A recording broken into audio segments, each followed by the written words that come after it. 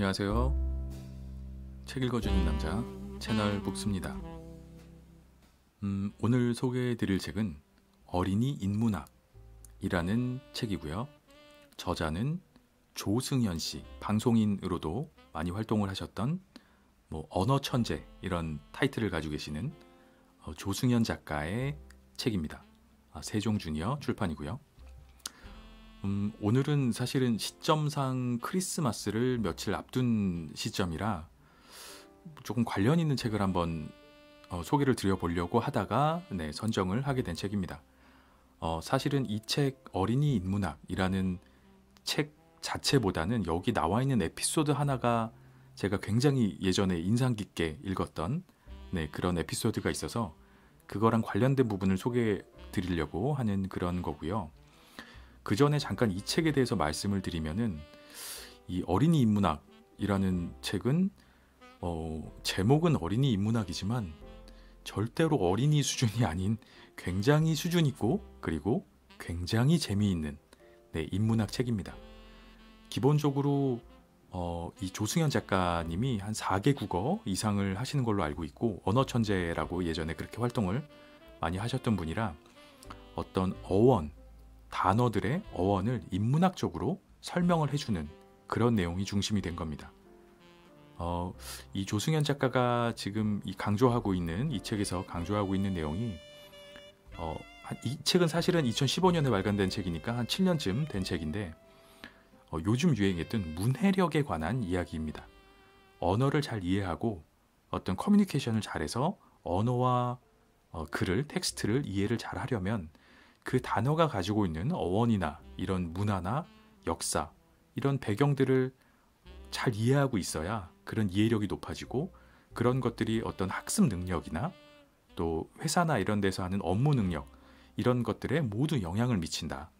그러니 어떤 단어들이 가지고 있는 어원, 그리고 그 어원과 함께 그 문화적 배경, 이런 것들을 알아보는 것들은 굉장히 도움이 된다. 이제 이런 요지에 이런 목적을 가진 책으로 쓰여진 책인데 이 조승현 작가가 의도하셨던 목적 외에 기본적으로 너무 재밌습니다. 정말 그 전에 몰랐던 상식과 이런 것들이 굉장히 많이 생기고요.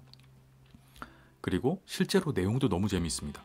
저는 이 책 중에서 굉장히 인상적이었던 에피소드 중에 굉장히 많은 에피소드가 실려 있는데 커피를 파는 곳 중에 제일 유명한 데가 아마도 스타벅스죠. 세계적으로도 그럴 거고요.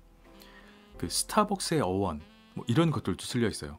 왜 스타벅스가 스타벅스인지 잠깐 짧게 얘기를 드리자면 이 스타벅스라는 이름은 얼마 전 유행했던 이상한 변호사 우영우라는 드라마에 모비딕이라는 고래책이 언급이 되면서 굉장히 유행을 했던 적이 있었죠. 그 모비딕이라는 소설에 나오는 1등 항해사 이름에서 따온 겁니다. 스타백이라는 그 이름에서 따온 건데, 한데 사실 또 재미있는 것은 그 모비딕이라는 소설에서 그 이름을 쓰게 된 것은 또 다른 어원이 있더라고요. 이제 이런 이야기들이 실려 있는 건데 참 재밌습니다. 한번 꼭 읽어보시면 후회 없는 책이라고 생각이 되고요. 그 중에서도 오늘 제가 다루려고 하는 에피소드는 그 동방박사라는 말을 아시는지 모르겠는데 동방박사에 관련된 에피소드입니다. 저는 개인적으로 크리스찬이기도 하고요. 지금 크리스마스를 앞둔 시점이라 이 에피소드를 다루는 건데, 동방박사라는 말은 교회에 다니시는 분들은 아마 너무 잘 아는 그 말일 거고요. 그 예수님의 탄생 장면에 나오는 등장인물이죠.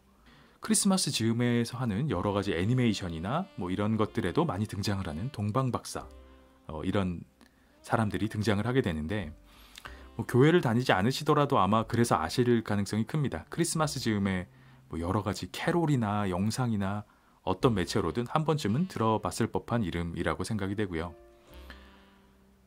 방금 전에도 말씀드렸지만 요약하자면 그런 내용이죠. 크리스마스에 마국간에서 예수님이 태어나실 때 동방박사 3사람이 별의 안내를 따라 예수님을 찾아와서 귀한 보물을 바치고 간다. 이런 이야기에 등장하는 동방박사입니다. 이 동방박사라는 단어에서 동방이라는 말은 이 사람들이 팔레스타인의 동쪽, 아마도 그 시대에는 바벨론이나 페르시아 아니면 아라비아 같은 중동 지역에서 온 것으로 추정되기 때문에 동방이라고 이름이 붙었고요. 제가 여기서 이야기하려는 단어는 이 중에서도 박사라는 단어에 대한 건데, 말씀드린 것처럼 제가 크리스찬이라 매일 아침에 생명의 말씀, 어떤 묵상책 같은 거를 매일 몇 장씩 읽는데요. 거기에서 제가 이 부분을 읽게 됐어요. 오늘은 아니고 아주 예전 이야기인데, 박사란 성경 구절에 이 박사라는 단어가 나오게 되겠죠. 왜냐하면 이 이야기는 결국 성경 안에 있는 이야기니까요. 그 박사에 대한 어떤 주석이 달려져 있어요. 근데 이 박사에 해당하는 헬라어 마고스는 점성술이나 마술을 행하는 사람들을 가리킨다. 이렇게 쓰여져 있습니다. 이 박사라는 단어는 헬라어의 마고스에서 온 말이고, 이 사람들은 점성술이나 마술 이런 것들을 행하는 사람이다 라고 되어 있습니다. 일반적으로 동방박사 하면 천체를 관측하는 천문학자라고 많이들 알고 있는데, 천문학자보다는 마술을 행하는 사람이었다라는 표현이 있어서 저는 조금 의아해서 생각을 하던 차에 그 전에 읽었던 이 책이 생각이 났어요. 어린이 인문학에서 이 부분을 본 것 같은데, 비슷한 얘기를 본 것 같은데, 이런 생각이 들어서 다시 찾아봤더니 이런 내용이 있더라고요. 이 어린이 인문학에 굉장히 여러 가지 꼭지가 있는데, 수십 개의 꼭지가 있는데, 그 중에서 이런 꼭지가 하나 있습니다. 매직, 고대 공학자들의 초능력, 이런 꼭지가 있습니다. 이 조승현 작가님의 어린이 인문학에서는 매직, 마술이라는 단어를 설명하기 위해서, 이 어원을 설명하기 위해서 쓰여져 있던 챕터였는데, 이게 묘하게 연결이 되더라고요. 이 마술을 뜻하는 영어 단어인 매직의 어원은 3000년쯤 전 고대 페르시아의 마지라고 불리는 지식인들로부터 비롯되었다. 이 마지라는 사람들은 지식을 독점하기 위해서 자기들이 읽은 책들을 감쪽같이 숨겨놓고는 했는데, 그래서 마지들의 비밀이라는 말이 마술, 매직이라는 단어의 어원이 되었다. 이런 내용이었습니다. 이 마지들이 그럼 왜 다른 사람들이 가질 수 없었던 어떤 더 특출한 지식을 얻을 수 있었는가라고 생각해보면, 이 마지들은 뾰족한 탑을 지어놓고 그 꼭대기에 살면서 별을 관측하였다고 해요. 그래서 천문학자라는 그 천체 관측이라는 이런 수식이 붙은 것 같고요. 이를테면 천체를 관측해서 달력을 만들었던 사람들입니다.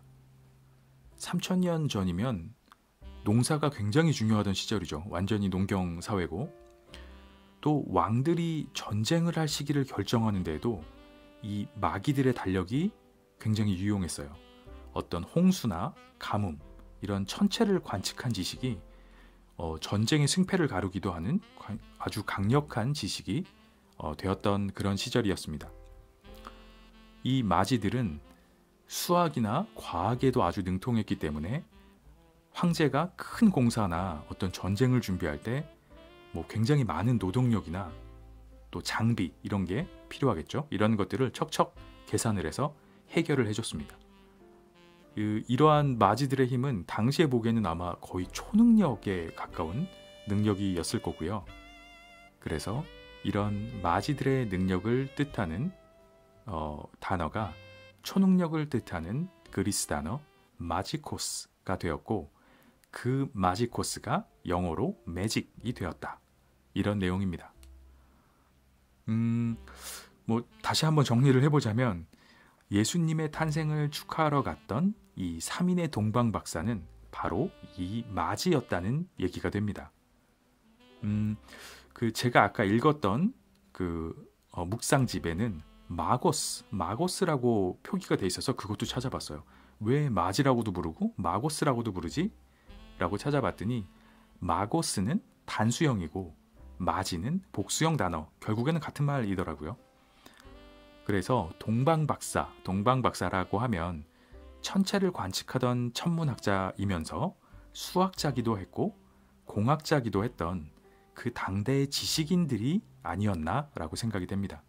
사실 마술사라고 하기는 좀 정확하지 않은 표현인 것 같고요. 네, 마술사라기보다는 굉장히 우수한 지식인이자 학자였다라고 이야기를 하는 게 맞은 것 같습니다. 이런 이야기들이 많이 실려 있는 책이 바로 이 조승연 작가님의 어린이 인문학이라는 책이고요. 개인적으로는 그 청소년분들한테도 추천을 드리지만 독서에 조금 취미를 이제 붙이려고 하시는 분들, 성인분들한테도 굉장히 강력하게 추천드리는 책입니다. 왜냐하면 굉장히 높은 수준의 상식과 지식들을 굉장히 쉬운 언어와 표현으로 어린이들을 대상으로 쓰신 거니까요. 기본적으로 아주 쉽고 재미있게 쓰여져 있는데 거기 담고 있는 내용은 제법 수준이 높은 인문학적인 내용들이라 읽어보시면 굉장히 만족스러운 책이라고 생각이 됩니다. 반대로 어린이 청소년 분들이 읽으시기에도 굉장히 좋은 책이죠. 쉽게 잘 풀려져 있고 내용도 아주 흥미롭습니다. 고대 신화라든지 전설 이런 것들을 기반으로 한 이야기들이기 때문에 흥미진진하면서도 상식이 굉장히 증가하는 느낌을 받으실 수 있는 재미도 있고 의미도 있는 아주 좋은 책이라고 생각을 합니다. 그래서 한번 읽어보시기를 꼭 추천드리는 아주 좋은 인문학 서적입니다. 어린이 인문학 조승연 지음 세종 주니어 프롤로그 언어 능력을 높이는 길은 단어 하나하나의 유래와 정서를 음미하는 것. 2002년 공부를 쉽게 하는 방법에 대해 쓴 공부 기술로 큰 사랑을 받은 이후 멘토링을 하며 많은 학생들의 고민을 들어왔습니다. 당시에는 어렸던 독자들이 고등학생, 대학생, 사회인으로 성장하면서 대학 입시, 이성교제, 취직 문제, 결혼 문제 등에 대한 고민을 함께 나누었지요.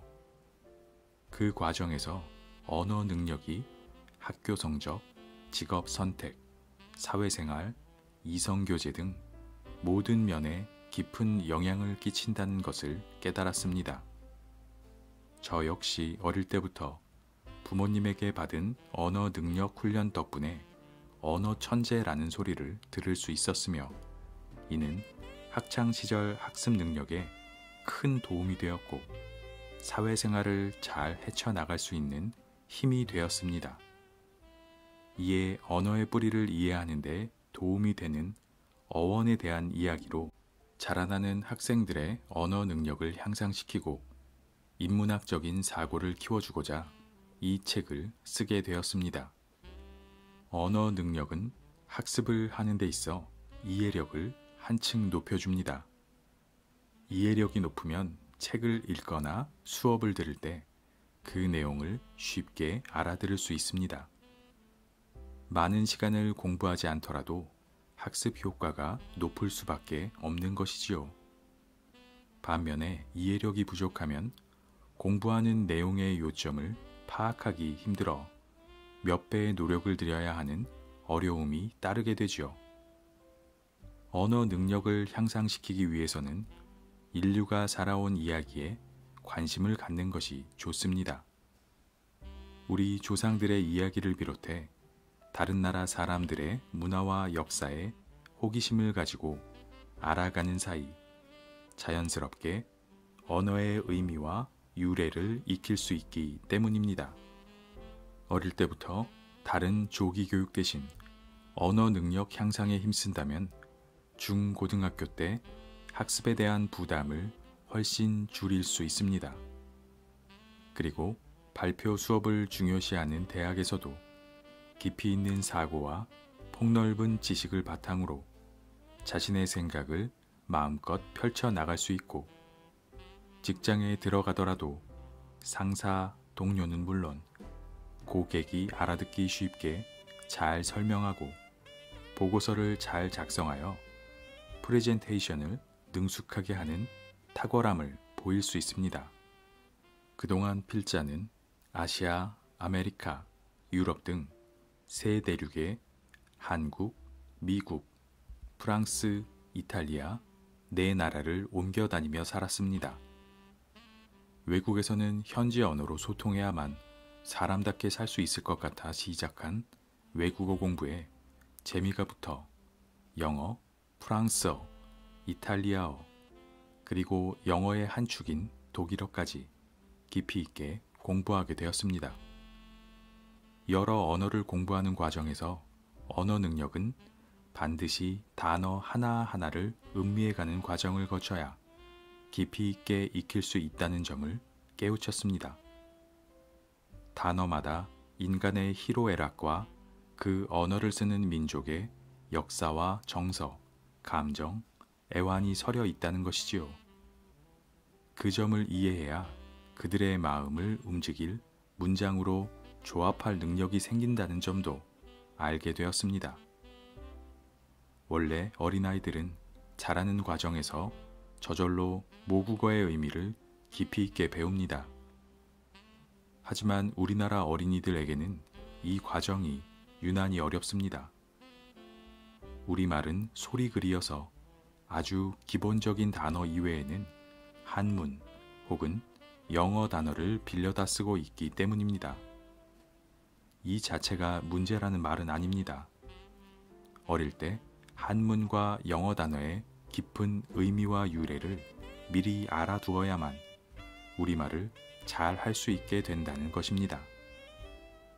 그 점만 잘 익혀두면 오히려 새 문화권의 지혜를 바탕으로 탁월한 언어 능력을 갖출 수 있습니다. 그러나 이 과정을 건너뛰고 저절로 언어를 익히도록 놔두면 학년이 올라갈수록 늘어나는 한문과 영어 단어들을 이해할 수 없게 됩니다. 조금 어려운 내용의 책이나 신문도 제대로 이해하면서 읽지 못하게 될 가능성이 높습니다. 그렇게 되면 점차 공부가 재미없어지겠지요. 평생 배우며 살아가야 할 정도로 새로운 지식이 넘쳐나는 21세기를 살기에는 치명적인 결함이 아닐 수 없습니다. 이 책은 영어 공부를 할 때 가장 재미있었던 이야기들을 담았고, 우리가 자주 쓰는 단어의 유래와 역사 등을 흥미로운 이야기로 풀었습니다. 어린 꿈나무들이 술술 읽기만 해도 단어 하나하나를 종이에 꾹꾹 눌렀으며 음미하는 기분을 느끼게 해줄 것을 확신합니다. 이 책을 통해 꿈나무들에게 최근 국어에서 한문 못지않게 많이 빌려 쓰는 영어 단어에 대한 관심을 높여주고, 이를 바탕으로 읽기, 글쓰기, 발표하기에 자신감과 재미를 느끼도록 해줄 것입니다. 감사합니다. 2015년 12월 조승연. 아마추어. 사랑의 신 아마추어. 스포츠나 예술 분야 등에서 전문적인 기량으로 직업을 삼은 사람들을 프로라고 해요. 반면 직업으로 삼지는 않고 취미로 즐기며 한 분야에 푹 빠진 사람을 아마추어라고 하지요. 아마추어는 사랑을 뜻하는 라틴어 아모르에서 비롯된 말로 원래 애인을 뜻하는 단어였어요. 아모르는 로마 신화 속 인물이에요. 사랑의 여신인 베누스의 아들로 큐피드라고도 부르지요. 아모르는 금 화살과 납 화살을 가진 어린 궁수였는데 그의 화살은 아주 특별했어요. 그가 쏜 금 화살에 맞으면 눈앞에 있는 사람과 무조건 사랑에 빠지고, 납 화살에 맞으면 눈앞에 있는 사람으로부터 무조건 도망치게 되는 신비한 힘이 있었지요. 어느 날 태양의 신 아폴로가 아모르를 찾아와 잘난 체를 했어요. 아모르야, 네가 아무리 활을 잘 쏜다 해도 내 실력에 비하면 넌 하루 강화지에 불과해. 그 말에 화가 난 아모르가 아폴로에게 활을 겨누며 말했어요. 그렇다면 내 활솜씨가 어떤지 맛 좀 볼래요? 아모르는 아폴로를 향해 금 화살을 쏘았어요. 그리고 바로 아폴로 앞에 서 있던 요정 다프네에게는 납 화살을 쏘았지요.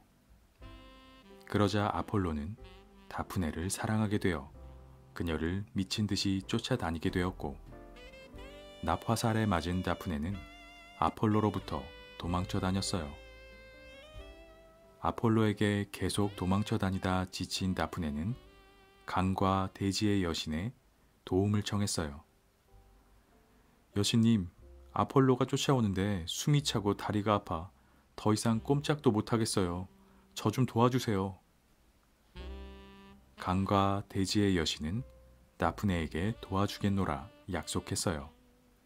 그리하여 잠시 후 헐레벌떡 달려온 아폴로가 다프네를 잡으려는 순간 여신은 다프네를 월계수로 변신시켜 버렸어요.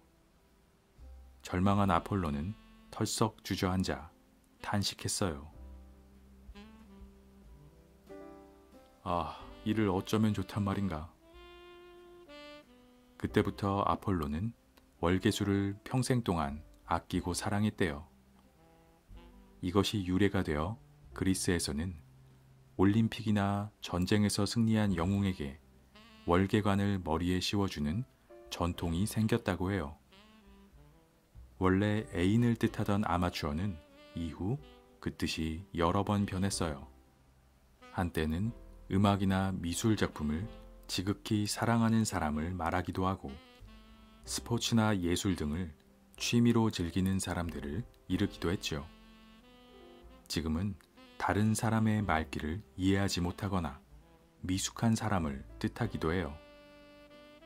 이처럼 언어는 사회의 변화에 따라 좋은 뜻에서 나쁜 뜻으로 변하기도 하고, 처음에는 나쁜 뜻이었으나 나중에는 좋은 뜻으로 변하는 경우도 있어요.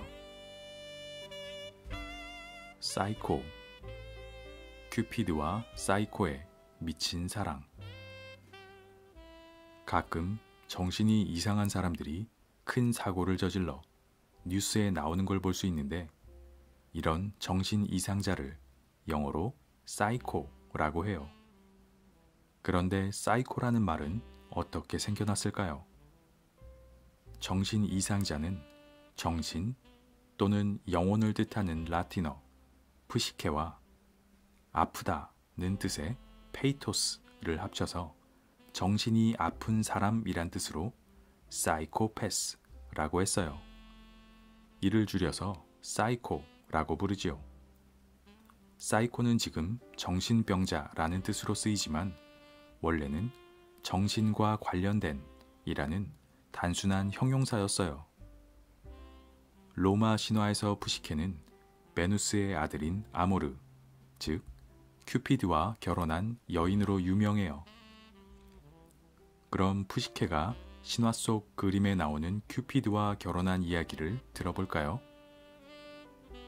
푸시케는 지중해 근처에 있는 작은 나라의 공주였어요.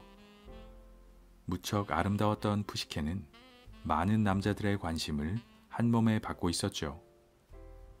베누스는 이를 질투하여 푸시케가 빨리 시집 가기를 바랬어요.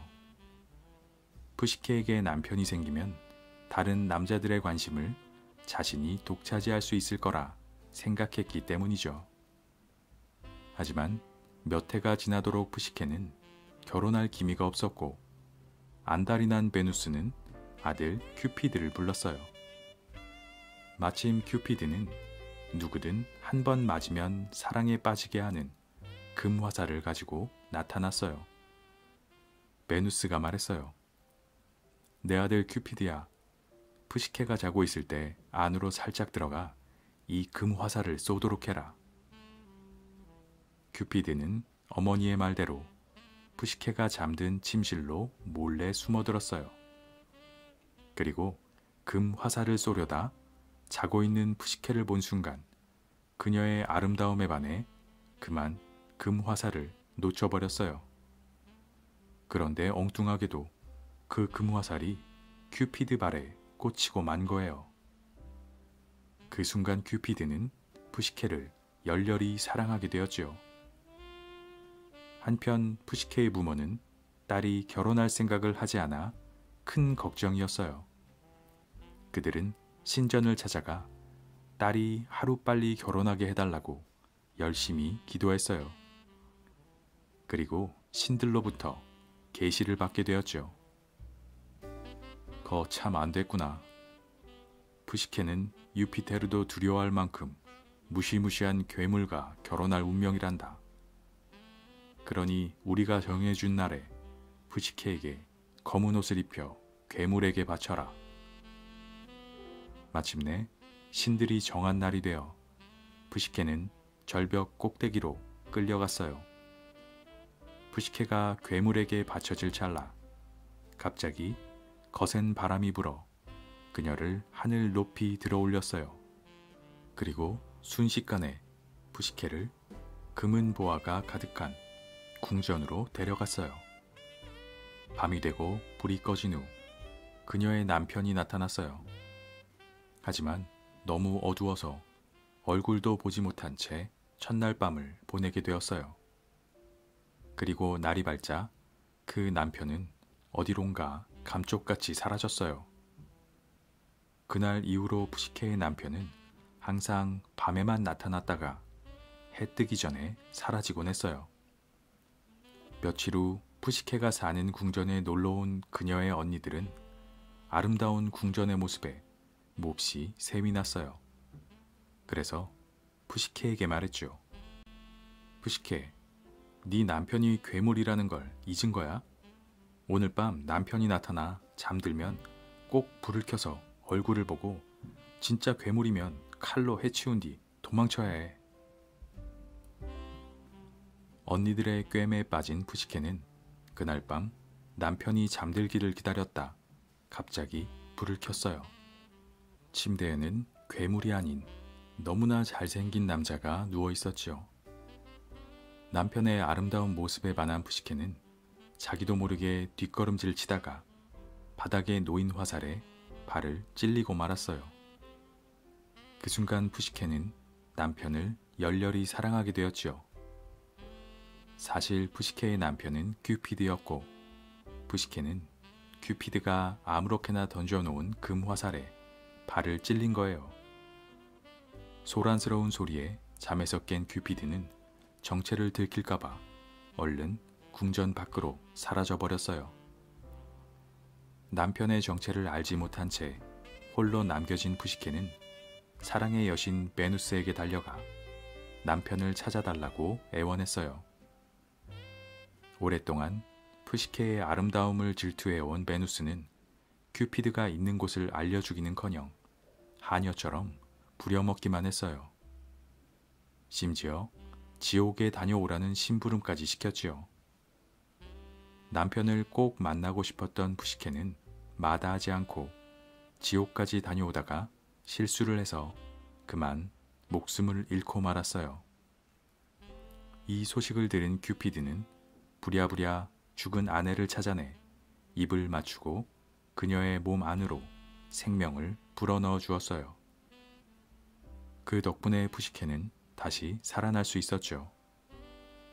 마침내 두 사람의 사랑에 감동한 베누스는 큐피드와 푸시케의 결혼을 허락했어요. 그 뒤 두 사람은 예쁜 딸을 낳고 잘 살았답니다. 그 후로 로마 사람들은 큐피드가 푸시케에게 생명의 숨결을 불어넣어준 입맞춤으로 키스가 생겼다고 믿었대요. 수많은 미술 작품으로 그려진 큐피드와 푸시케의 키스 장면은 역사적으로 아주 유명하죠. 사랑 때문에 목숨을 잃고 사랑의 키스로 다시 살아난 푸시케의 이야기는 사랑을 할 줄 모르는 메마른 정신을 가진 사람도 사랑의 숨결을 느끼면 정신이 되살아난다는 아름다운 교훈이 담겨 있어요. 사랑을 뜻하는 큐피드가 정신을 뜻하는 푸시케를 살린 것이지요.